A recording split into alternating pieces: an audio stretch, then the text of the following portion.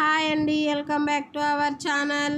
ఈరోజు మనం సేమియా సగ్గుబియ్య పాయసం గట్టి పడకుండా చక్కగా ఎలా తయారు చేసుకోవాలో చూద్దాం. ముందుగా స్టవ్ ఆన్ చేసి ప్యాన్ని పెట్టుకుందాం. ప్యాన్ హీట్ అయ్యాక 2 టేబుల్ స్పూన్ల నెయ్యిని వేసుకుందాం. జీడిపప్పులను వేసుకొని ఫ్రై చేసుకుందాం. ఫ్రై చేసుకున్న జీడిపప్పును పక్కన తీసి ఉంచుకుందాం. అదే ప్యాన్లో కిస్మిస్ని కూడా వేసుకొని ఫ్రై చేసుకుందాం. ఫ్రై చేసుకున్న వాటిని పక్కన ఉంచుకుందాం. ఇప్పుడు అదే ప్యాన్లో ఇంకొంచెం నెయ్యిని వేసుకొని నెయ్యి హీట్ అయ్యాక సేమియాని వేసుకొని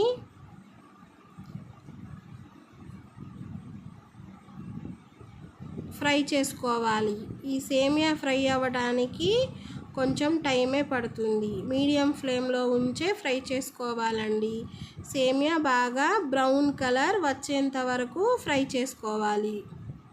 ఫ్రై చేసుకున్న వాటిని పక్కన తీసి ఉంచుకుందాం. అదే ప్యాన్లో మనం సగ్గు బియ్యాన్ని వేసుకున్నాం. సగ్గు బియ్యాన్ని కూడా ఫ్రై చేసుకున్నాం.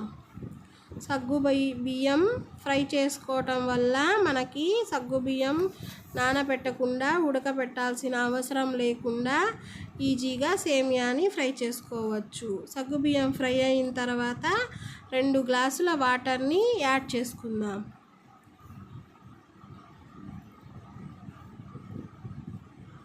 వాటర్ బాగా మరిగాయి. మరుగుతున్నప్పుడు సగ్గు బియ్యం మొత్తం పైకి తేలుతాయి.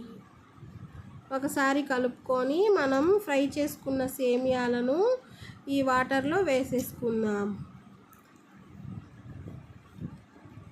వేసుకొని ఒకసారి కలుపుకుందాం. సేమియా కూడా బాగా ఉడికేంత వరకు ఉడికించుకుందాం.